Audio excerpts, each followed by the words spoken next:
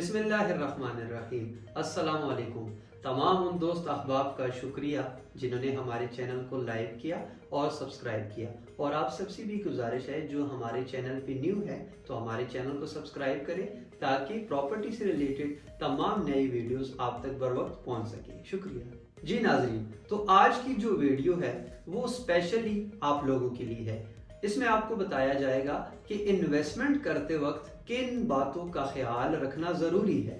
बात कर रहे थे इन्वेस्टमेंट की, तो सबसे पहले जो जरूरी बात है वो ये है कि आप जिस पर्सन के थ्रू इन्वेस्टमेंट करना चाह रहे हैं, क्या ख्वाह वो किसी भी फील्ड में हो, ठीक है, तो उसमें वो बंदा जो है कि उसका बैकग्राउंड कैसा है, उसका बिहेव कैसा है, उसका एटीट्यूड कैसा है, और वो क्या ट्रस्ट के काबिल है जिस पे आप लोग अपनी इन्वेस्टमेंट करना चाह रहे हैं। तो सबसे पहले आपने बंदे की पहचान करनी है।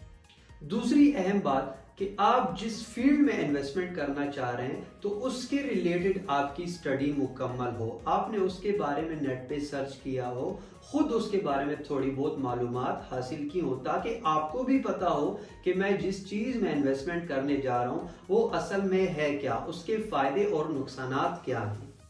थर्ड अहम जरूरी बात, मिसाल के तौर पे आप किसी सोसाइटी में इन्वेस्ट करने जा रहे हैं तो पहले मैंने कहा कि बंदे की पहचान करें, दूसरा उस फील्ड के मुतालिक थोड़ी बहुत मालूमात लें।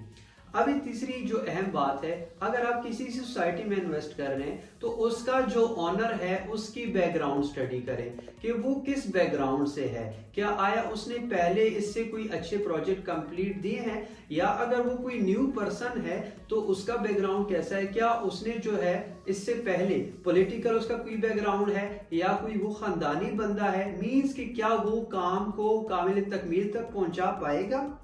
अगर आप जमीन परचेज करना चाह रहे हैं किसी भी सोसाइटी में या प्राइवेट लैंड, तो चौथी और अहम जरूरी बात वो ये है कि उसकी लोकेशन देखी जाए। इन्वेस्ट करने से पहले आप वहां पे जाएं, उस लैंड को देखें, उसकी लोकेशन देखें कि क्या वो आया शहर के करीब आ रही है या शहर से दूर है। अगर शहर से दूर है तो क्या आपके आने जाने का एक्सेस उसके लिए ईजी है।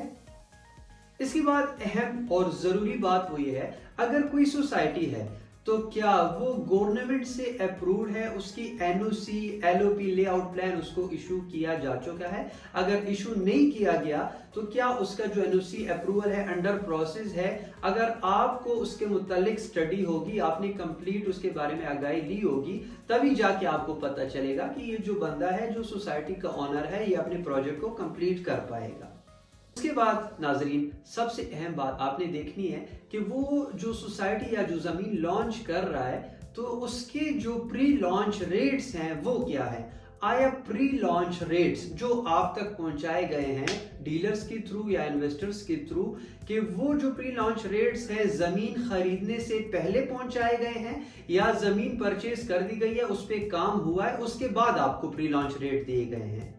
इसके बाद एक अहम जरूरी बात वो ये है कि जो प्री लॉन्च रेट्स या जो कंफर्म रेट आप तक आ गए हैं उसमें डेवलपमेंट चार्जेस इंक्लूड हैं या नहीं। इसके बाद आपको पता करना है कि जो रेट्स आप तक पहुंचाए गए हैं वो उनका प्लान कितने साल का है, 3 साल का है या 4 साल का है। इसके अलावा जो आप तक पेमेंट प्लान पहुंचाया गया है उसमें आपने मालूमात करनी है कि बिल्डिंग कितनी % पर सोसाइटी आपको प्लॉट नंबर इशू करेगी और पोजीशन कब दी जाएगी, क्या तमाम पेमेंट कंप्लीट करने के बाद डायरेक्ट पोजीशन मिलेगी या नहीं, पेमेंट कंप्लीट करने के बाद 2-3 महीने मजीद आपको इंतजार करना पड़ेगा। तो जी नाजरीन, ये थी आज की एक स्पेशल वीडियो आप सबके लिए। उम्मीद है आपको वीडियो पसंद आई होगी। तो मुलाकात करते हैं एक नई वीडियो में एक नए पैगाम के साथ। तब तक अपने आप बहुत सारा ख्याल रखिएगा। अल्लाह हाफिज।